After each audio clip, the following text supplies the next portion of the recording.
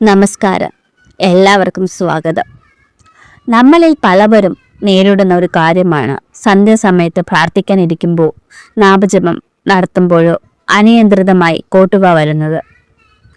പകൽ മുഴുവൻ ഇല്ലാത്ത ഉറക്കവും ക്ഷീണവും കൃത്യം പ്രാർത്ഥനാ സമയത്ത് വരുന്നത് എന്തുകൊണ്ടാണ്? ഇത് വെറും ശാരീരികമായ ഒന്നാണോ, അതോ ഇതിന് പിന്നിൽ ആത്മീകമായ കാരണങ്ങളുണ്ടോ? ഇതിനെക്കുറിച്ച് വിശദമായി നമുക്കിന്ന് സംസാരിക്കാം.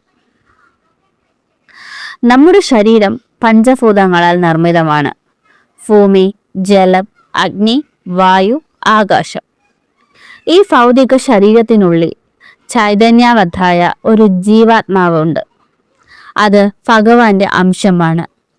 പ്രാർത്ഥിക്കുമ്പോൾ നമ്മുടെ ആത്മാവ് ദൈവത്തിലേക്ക് ഉയരാൻ ശ്രമിക്കും. എന്നാൽ പഞ്ചഭൂതങ്ങളാൽ ഉണ്ടായ ശരീരം നമ്മളെ ലൗകിക സുഖങ്ങളിലേക്ക് അല്ലെങ്കിൽ അലസതയിലേക്ക് വലിച്ചു താഴ്ത്താൻ ശ്രമിക്കും. ഈ ആത്മീയ സംഘർഷമാണ് പലപ്പോഴും കോട്ടുവായായി പുറത്തു വരുന്നത്. പ്രാർത്ഥിക്കുമ്പോൾ ശരീരം നിശ്ചലമാകുമ്പോൾ അതിലെ തമോ ഗുണം, അതായത് അലസത ഉണരുന്നു. നീ പ്രാർത്ഥിക്കേണ്ട, പോയി ഉറങ്ങൂ എന്ന് ശരീരം നമ്മളോട് പറയും. ഇത് മായയുടെ ഒരു പരീക്ഷണമാണ്. നാം ഭഗവാനിലേക്ക് അടുക്കാൻ ശ്രമിക്കുമ്പോൾ തടസ്സങ്ങൾ സ്വാഭാവികമാണ്.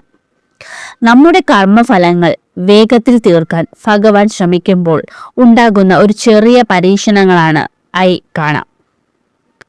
കോട്ടുവ മാത്രമല്ല, പ്രാർത്ഥിക്കാനിരിക്കുമ്പോൾ കൃത്യം ഫോൺ ബെല്ലടിക്കുക, കുട്ടികൾ ബഹളം വയ്ക്കുക, TV ശബ്ദം കൂടുക തുടങ്ങിയ കാര്യങ്ങൾ നമ്മൾ ശ്രദ്ധിച്ചിട്ടില്ലേ?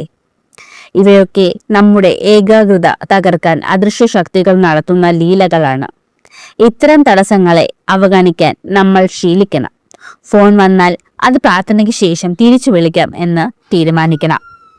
പ്രാർത്ഥിക്കുമ്പോൾ കണ്ണിൽ നിന്ന് വെള്ളം വരുന്നത് കൊണ്ട് 2 തരത്തിലാകാം. ഒന്ന്, കോട്ടുവ ഇടുമ്പോൾ ഉണ്ടാകുന്ന ശാരീരിക മാറ്റം. എന്നാൽ മറ്റൊന്ന് ഭക്തിയുടെ നിർവൃത്തിയിൽ വരുന്ന കണ്ണീരാണ്.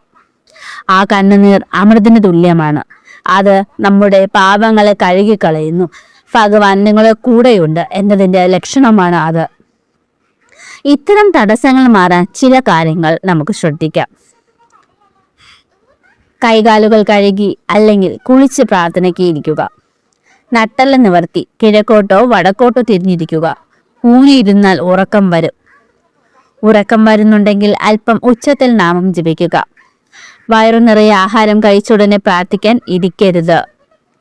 പ്രാർത്ഥന എന്നത് ആത്മാവിന്റെ ഭക്ഷണമാണ്. തടസ്സങ്ങൾ വരുമ്പോൾ തോറ്റുകൊടുക്കരുത്.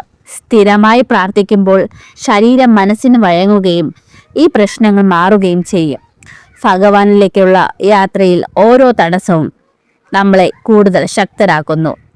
ഈ അറിവ് നിങ്ങൾക്ക് ഉപകാരപ്പെട്ടുവെങ്കിൽ സുഹൃത്തുക്കൾക്കും ഷെയർ ചെയ്യുക. നിങ്ങളുടെ അനുഭവങ്ങൾ താഴെ കമന്റ് ചെയ്യൂ. ദൈവം എല്ലാവരെയും അനുഗ്രഹിക്കട്ടെ. നന്ദി.